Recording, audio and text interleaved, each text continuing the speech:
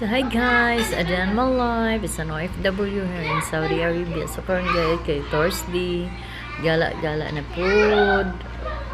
Malayo kay may gibahiyan ay almost 2.5 hours from Baharat to Tatik.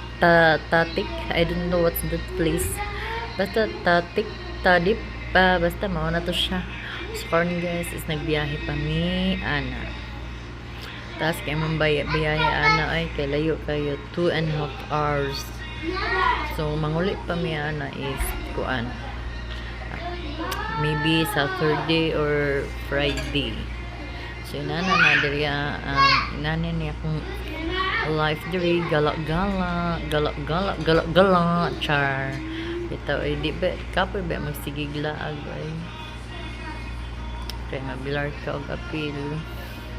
Inani gining OFW mag-antos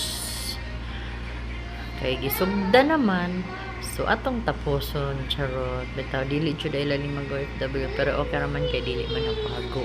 Ang ako alang is sige ra lakaw ni akong amo kay magsigiglaag ginani na siya magsigirag laag di mahimuta ang tiil kay magsigirag laag nang layo kay mong biyaya ana.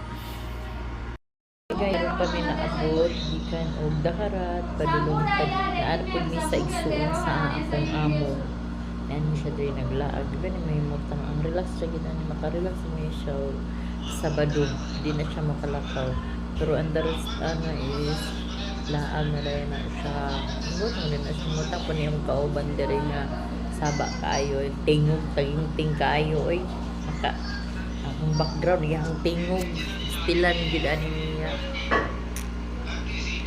nagbitaw guys ay Sabado na sa ni makaulian narang ko ako ka na mana siya saba ba siya. Okay guys, maula to, thank you for watching, bye.